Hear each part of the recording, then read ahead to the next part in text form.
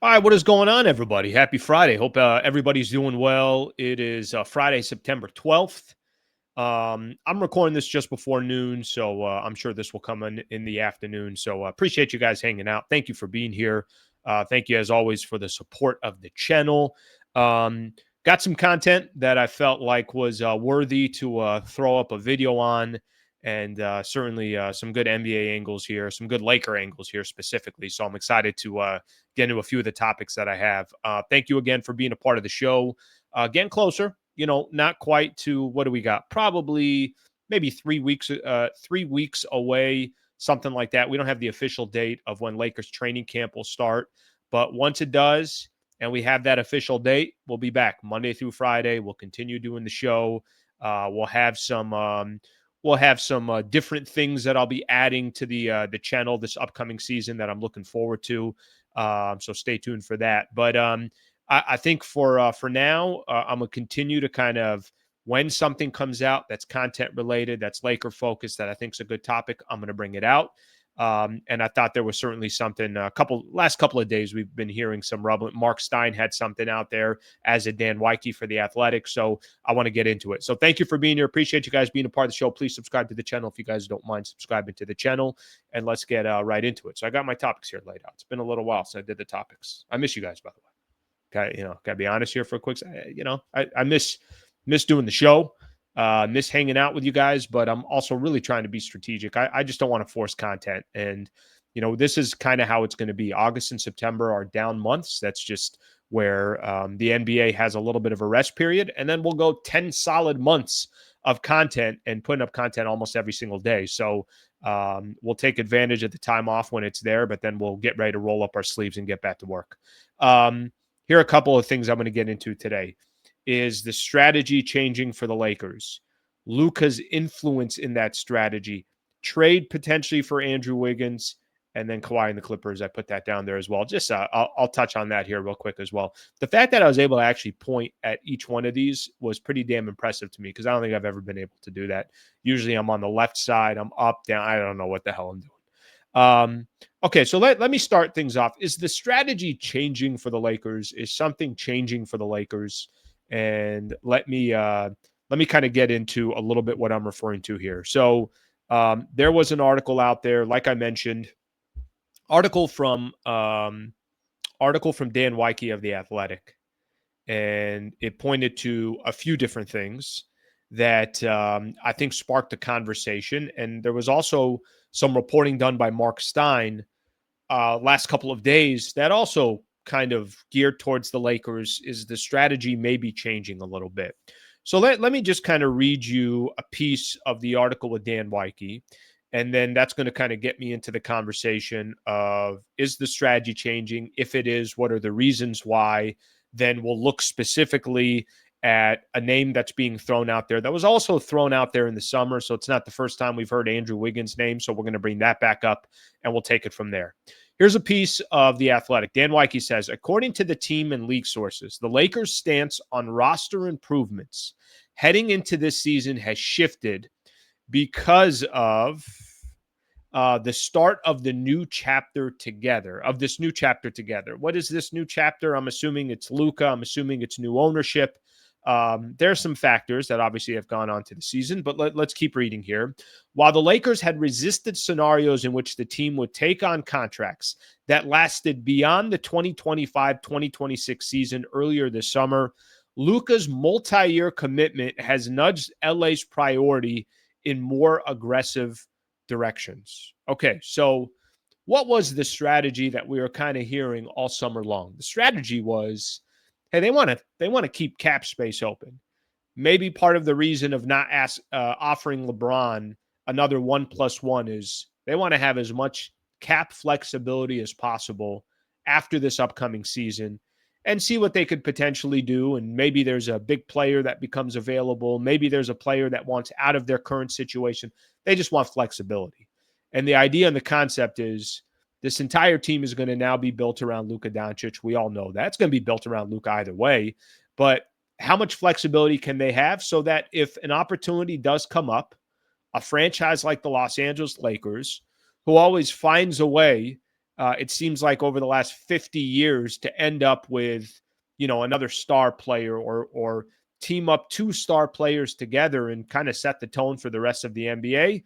The Lakers in a perfect world are obviously saying to themselves, can we put ourselves in a position where at least we can have the opportunity if an opportunity comes up? That was kind of the conversation over the summer. They didn't go sign a guy like Dorian Finney-Smith to a 4-year contract like Houston did because they wanted some of that flexibility. They got a guy like DeAndre Ayton, which was a no-brainer. I mean, Lakers don't have a big, and Ayton has got a tremendous amount of upside, but they also don't have him to a 3-4 year deal. Marcus Smart is not a 3-4 year deal. Jake LaRavia was a cheaper, shorter-term option and younger, in place of a guy like Dorian Finney-Smith. So clearly the roster is built with this maximum amount of flexibility. Is the strategy changing? And that's kind of the case that Dan Weike is making in his article. I'll read the front cover of his article here. Did Luka Doncic Eurobasket play shift the Lakers roster priorities? All right, so let's kind of break this down here. One of at least I kind of lay the groundwork here of what the strategy was kind of coming into the offseason. And if the strategy is changing, what are some of the reasons why the strategy is changing? One of those changes could be, well, now you don't have to worry about Luka Doncic long term. You got him. He's locked up. Luka Doncic did sign a long-term deal. He's certainly going to be with the Lakers at least for the next handful of years. So that one you don't have to worry about. You had to wait till free agency was done to make that official. When did that happen? August 1st, August 2nd, whatever that date was, right? Right around that time period. He didn't wait around. Lakers didn't wait around. They got the deal done immediately. They didn't wait for Eurobasket to end. Okay, so the Luka piece is done. He's going to be here long-term. You don't have to sweat about that. All right, maybe there was some conversation about Luka and his health and Luka and his weight and Luka and his conditioning. We just watched Luka Doncic. I got these numbers here. I'm going to lay out these numbers here for you real quick. The article laid it out as well, but I think pointing out what he did in the Eurobasket tournament. This was Luka's numbers. So clearly the dude shed weight. And I don't know if you guys watched every one of these Eurobasket games. I didn't watch everyone, but obviously I was kind of had more of a keen eye on Luka and what he was doing. Here's Luka's numbers in Eurobasket. All right. Did they get eliminated? They did. They got eliminated by Germany. But here's what Luka did, and they should not be beating Germany. Here's what Luka did for in the Eurobasket representing his country. Averaged 34.7 points per game, 8.6 rebounds per game, and 7.1 assists over 7 games. He scored over 40 points multiple times, had a 22-point first quarter, had a 30-point half, I think, in that game as well. He was brilliant. He was really, really good for Slovenia, and he was dominant. Now, is that a big shock? I don't think it should be. It's Luka Doncic. This is one of the top 5 players in the world. Should he be doing that? Yeah, he probably should be doing that. So I don't think it's a surprise there. But I think if there are some factors that come into play of why the Lakers strategy is changing, is anyone really questioning right now Luka's commitment to basketball? No, I don't think anybody is. Go look at the guy. Looks like he lost maybe 25 pounds. He looks like in phenomenal shape. If you go see Luka Doncic with the Dallas Mavericks, go look at him in his rookie year, his second year, his third year. Looks a lot different than when Luka got traded. And I'm not talking about performance. Luka every single year has performed. No one could talk about performance. And really, maybe that's the only thing we should be talking about. But a big conversation around Luka towards his final year with the Dallas Mavericks and with his time with the Lakers was this man ain't in shape. He's got to drop 20 pounds. And why is Luka Doncic not in shape? Like, if there's one thing that you have, if you're a professional athlete, you play professional basketball, the one thing that should just be a no-brainer is you're in tip-top shape. And you couldn't say that about Luka. What's happened since last season ended and the Lakers were eliminated in 5 games against the Minnesota Timberwolves were frankly embarrassed by the Minnesota Timberwolves, at least from a Luka perspective, is he dropped a lot of weight. He looks, as he did, almost like a rookie, looks phenomenal. It put up monster numbers in Eurobasket, which, listen, I know Eurobasket isn't the NBA. Eurobasket is, you got some phenomenal players and some phenomenal teams out there. And he was doing work, obviously, in the Eurobasket tournament. He signed a long-term extension with the Los Angeles Lakers. All of those could be factors of why the Lakers' strategy could maybe be shifting, could be changing. And what they could be saying, maybe there's also some pressure from Luka Doncic, which we've seen some quotes in the offseason. It's like, I ain't trying to wait here. I've already been to the NBA Finals with the Dallas Mavericks. I've already got to the Western Conference Finals. I've already accomplished some great individual things for me personally, and I've also done some great things for the Dallas Mavericks. I know I haven't won a championship, and I know I didn't win it all in Dallas, but I think most people would say that his time in Dallas, he was phenomenal. Now, the question is going to be, what is his time now with the Lakers moving forward? And if we had question marks about his weight, his conditioning, all that stuff, hopefully that's out of the way. Hopefully we get the best version of Luka Doncic the rest of the way in his career. And for somebody who is not, typically, what did they say? Maybe this age has changed, but I remember growing up, your prime is usually 28 to 32. I'd say it's probably leans a little bit younger now. And for some of these players, that prime could also last longer. Look at guys like KD and LeBron and Steph Curry and some of these other players. They didn't fall off a cliff after 32 or something along those lines. Just the way the NBA is, health, nutrition, certainly technology. Guys are staying at tip-top shape, even past the age of 32, well past the age of 32. But he's 26 years old. He's walking into a stage of his career where, my expectations are his name better be in that top 3 conversation of best players in the world. And there better be a lot of votes going towards Luka Doncic as far as most valuable player this upcoming season. When I say better, I'm not like putting him on the spot or anything like that, but that's just the expectations. This dude he's a beast. He does everything. I know he doesn't do everything on the defensive side of things, but clearly the man understands how to play the game, can make others better, fills up the stat line and does it in his own way, in his own style. So I say all that because if the priorities of the Lakers is shifting and it's changing, and maybe in the past it was, well, we'll just save all our cap space and hope we can go sign another star player, and that star player is not going to be LeBron. According to this article, that is Luka's performance and what he did in Eurobasket, and now it's a long-term commitment, and look how great a shape he's in and all this other stuff. Is that speeding up the priorities for the Lakers? It's like, no. Who cares about what 2 years from now looks like? Who cares about that cap space in the 2026-2027 season? Go get ready right now to give Luka everything that he can. And maybe Luka can go on one of those runs like he had with the Dallas Mavericks. Now, if that's going to happen, you obviously got to have a complete roster, and there's a lot of things that got to go right for the Lakers. But that's the first thing that came to my mind of why would the Lakers strategy be changing? I think that's one of the reasons why the strategy could be changing. By the way, there's other reasons as well. Maybe, yes, part of it could be the potential pressure from Luka, improve the roster right now. We know he's going to be here long-term, all that stuff.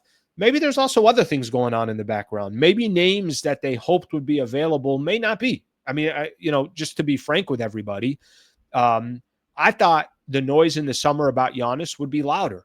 It really wasn't that loud. I thought Giannis, and maybe that changes by the time you get closer to the trade deadline. Maybe the Bucks aren't that good. Maybe Giannis doesn't believe that they can compete for an NBA championship. Maybe they go through one more playoff run and then realize Giannis next season in the summer is like, I'm out, I'm leaving, and this is the team that I want to go play for. Here are 3 teams that I want to play for. Go make a trade with one of them. But maybe some of those stars that the Lakers were hoping for, maybe they're not going to shake loose. Nikola Jokic, think Jokic is going anywhere in Denver other than Denver. I know he's good friends with Luka, but I feel like I wouldn't be surprised if Jokic plays his whole career in Denver. Maybe that changes. Whatever player that you thought, whatever star player that you thought out there that you're saying to yourself, that's the guy they got to team up with Luka. The only way that happens is if one of those players, like a Giannis or like a Jokic, the only way that happens is if one of those players say, "Yeah, I want to go play with the Lakers, and that's it. I don't want to play anywhere else." That's kind of the only way it happens. Could the strategy be changing because of all these factors of Luka, or could it also be, hey, I don't think Giannis is going to go anywhere. Hey, I don't think Nikola Jokic is going to go anywhere. Let's just try to improve the roster right now, and if that means we take on more money for the future, then we'll take our chances with that, and we'll cross that bridge when we get there. But those are the only things that I could really think of why the strategy could potentially be changing according to this article and the Mark Stein article that was out there as well. Okay, so that gives you a little bit of idea of potentially the strategy changing, Luka's influence on that. Then this takes us back to a name that we've heard a couple times over the summer, Andrew Wiggins. So in his article, I'm going to continue to read kind of a piece of this of why Andrew Wiggins comes up. And remember, Wiggins, this is not the first time that Wiggins has come up around the Lakers. If you guys remember, in the summer, Wiggins' name was thrown out there, and there was some chatter about a trade would look like Rui Hachimura, Dalton Connect, a first-round pick from the Lakers to go get Andrew Wiggins. Now, I've worked that in. I put it in the trade machine. That trade does not work. So I know there's a lot of times that names are being thrown out there. That's not the official, I'm not saying that that's the exact trade. I'm just telling you those were the names that were rumored, and you go put that into the trade machine. It does not work. Now, there was a trade out there that Bleacher Report put out there, adding a third team to try to make a trade work with Andrew Wiggins, but it's not the first time that we've heard his name. Here's what the article said. It said, one area the team is focused on is upgrading is the wing, where it needs more two-way talent. A player like Miami's Andrew Wiggins, whom the Lakers weren't interested in earlier this summer, is now a more desirable player, providing the price is right. By the way, I don't believe that there was no interest in Andrew Wiggins. I think where there's some smoke, there's some fire, and certainly that conversation was there. Doesn't mean it was going to go anywhere, but Andrew Wiggins, I think, would make sense on the Lakers if obviously if you could find a package that makes sense for both sides. I don't know how much sense it made for the Miami Heat, but anyways, we'll just kind of continue this conversation. So he did say that the Lakers weren't interested early in the summer, but is now a more desirable player, provided the price is right. Wiggins, who turns 31 in February, is due $28.2 million this year and has a player option for $30 million for 2026, 2027. You got to imagine he would pick up that option just merely because for Andrew Wiggins, that's a good number. And, I don't know what kind of multi-year deal he's going to get after this year. Maybe he won't. Maybe he can get another, contract out there for 3 years, $70 million, something along those lines. Mark Stein linked the Lakers and Wiggins in his newsletter earlier this week. So that's where all this kind of ties into play here. So here are a couple of things I want to do with everybody, and I want to get everybody's opinion on this. Here's the beauty when I do videos like this, whether they're recorded or they're live. I love reading everybody's opinion, what they think of the topics that I've already thrown out there, and then what they think specifically of Andrew Wiggins. Let me say this on Andrew Wiggins real quick. And I'll give you guys some stats on Andrew Wiggins this past year.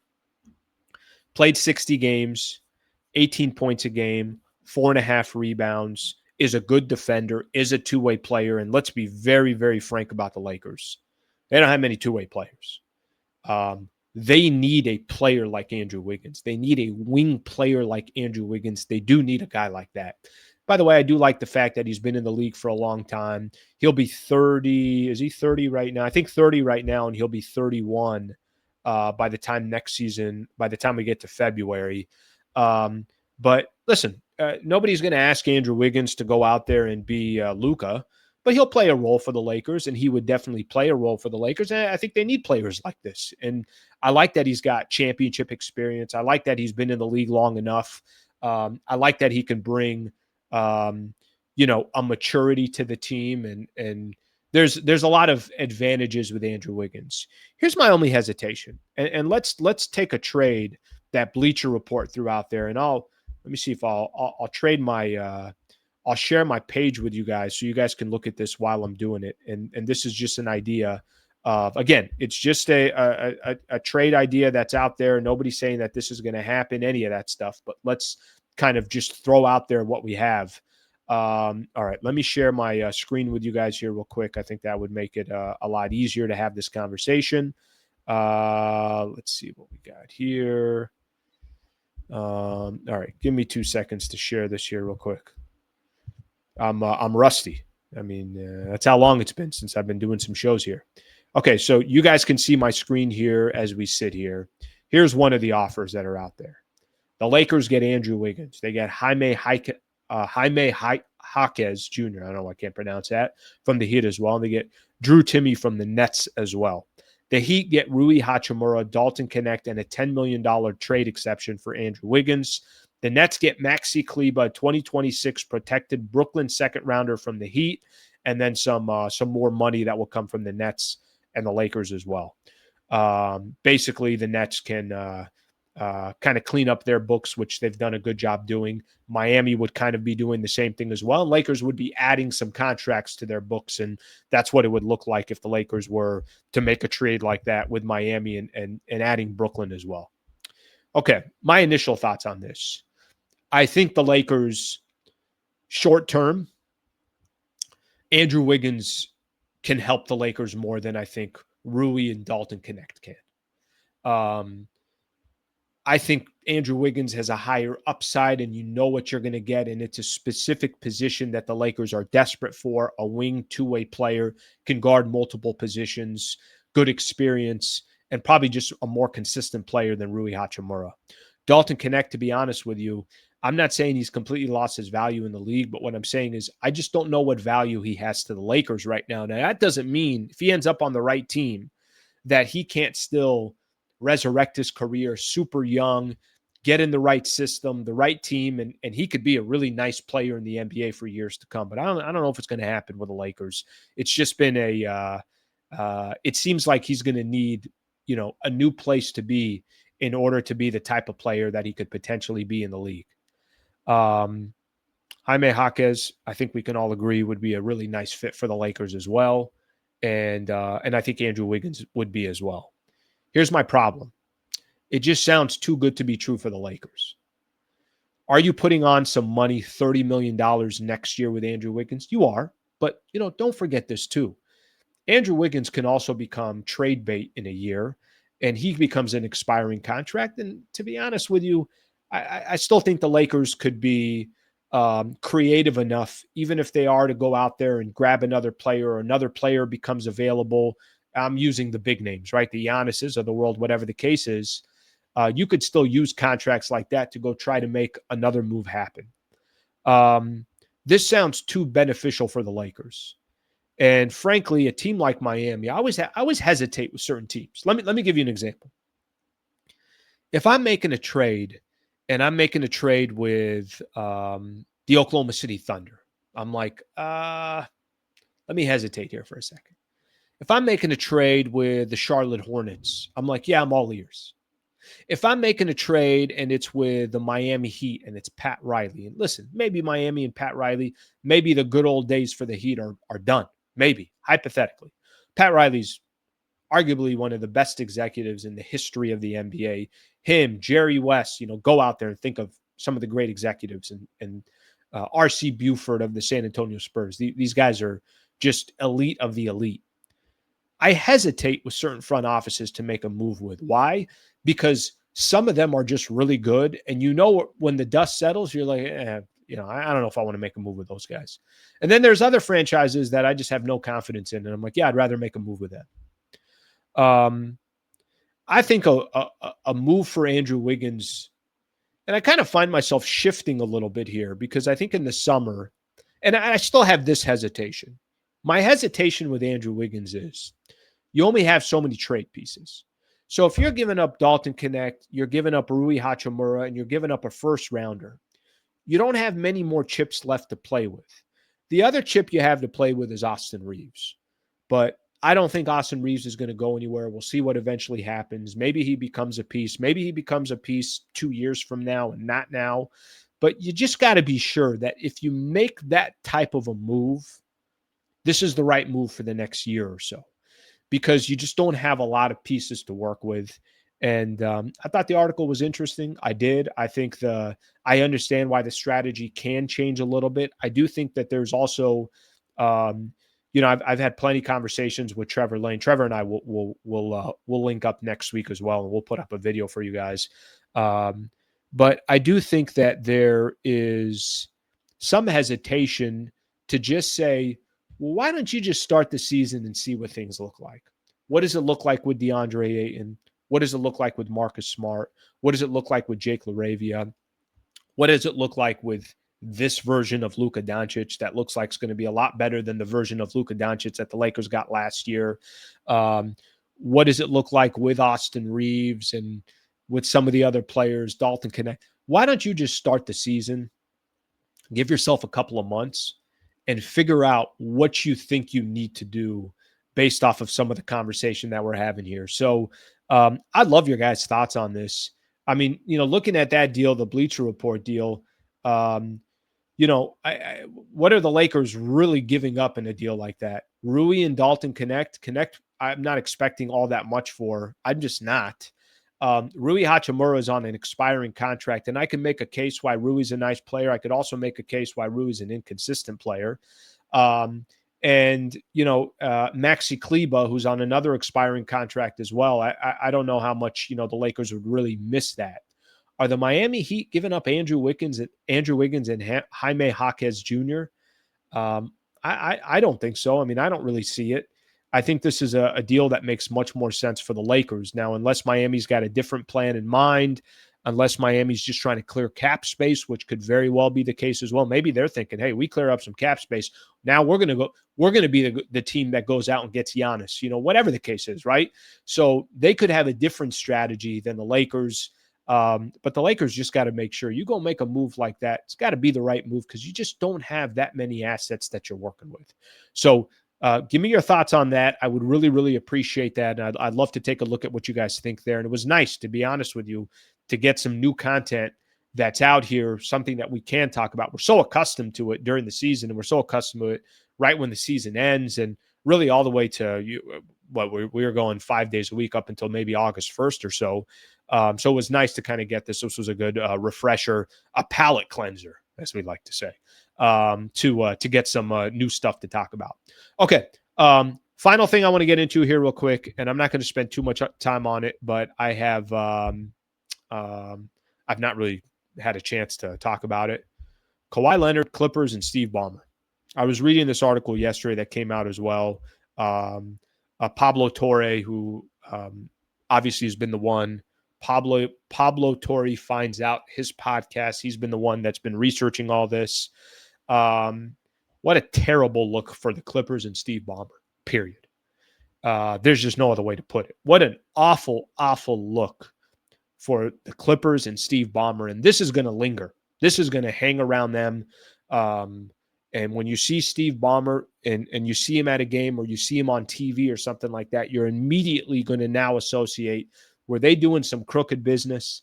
Were they paying Kawhi Leonard an extra $28 million in an endorsement deal where he basically did nothing? I think the quote is a no-show job in order to allegedly circumvent the salary cap.